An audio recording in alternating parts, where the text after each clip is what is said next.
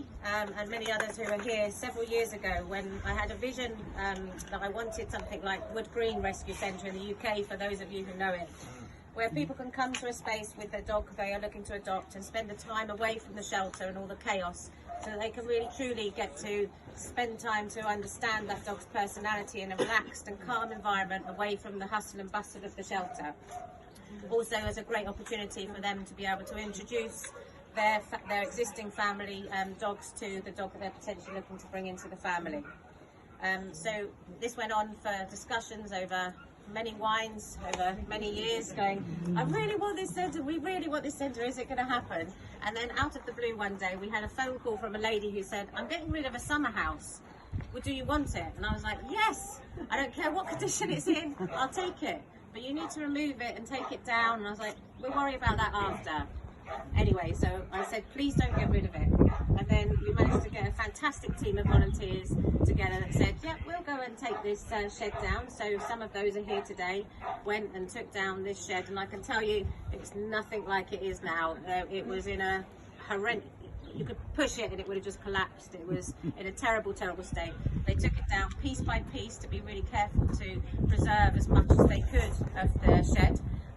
Marked it all up and labelled it all up, and then it was brought here and it was just left for several months under in a pile here, and they were like, okay, how are we going to now try and move this project forward? We've got the shed, how do we now create the vision? And then it was literally overnight, there was a team that kind of came together and said, okay, let's make this project happen. And that team, I think the majority or all are here today, so I do want to say a special thanks to them, because I cannot tell you the amount of hours, sweat, blood, tears has gone into making this what it is to compare to what it was, this whole space. So particular thanks is to Sharon and Alan, Bernie, Derek, Dorian, Andrew and Caroline, Ros and Mark, Bill, Neil, Trish and Colin and Graham. Without them, this would not be here. This space will also be used as a safe place to bring some of our nervous dogs, those dogs that are struggling potentially with the living conditions of the shelter and aren't really coming on because of those living conditions. We're able to bring them here, and this is the first phase of them being able to experience the big wide world.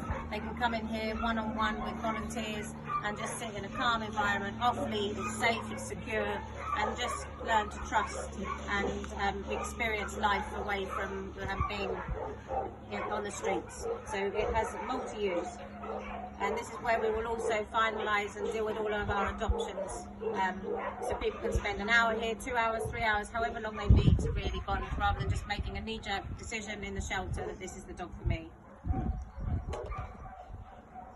So then our next, so once we had the shed done, sorry I won't be long, once we had the foundations and the main part of this done, our next challenge was we need to somehow fence this and secure this area. We just had a shed here, and I reached out to several fencing companies, of which only one company replied and have been incredibly generous, and they actually provided all the fencing here and erected all the fencing and all the mesh completely free of charge to us, as a donation and a support to the shelter. So we thank them very much as well. They were hoping to be here this evening, so they may pop along later. So it just really leads me on once again to say a massive thank you to all the volunteers and businesses who have supported this project from the start to the finish, and you should be incredibly proud of what you have achieved as a team, and take away with you that it really will change the lives of the dogs that come through Akira and improve their chances of being adopted. I for one, and I'm sure I speak on behalf of everyone, salute you all and thank you very much for your time to make this project become a reality. Also a big thank you to Ros and Mark for all their efforts for this evening. Ros and Mark have very kindly spent many hours cooking, preparing, baking food and providing, and they provided all the refreshments and all the food and drink this evening personally. So we thank you very much for enabling us to be able to do that.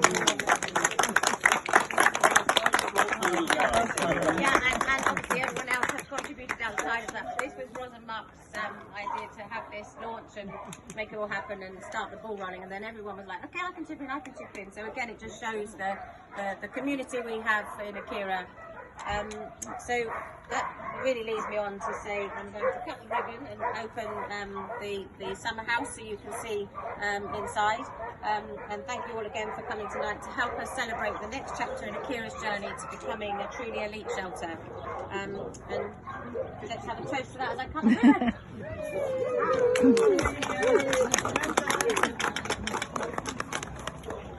Fabulous. Yay!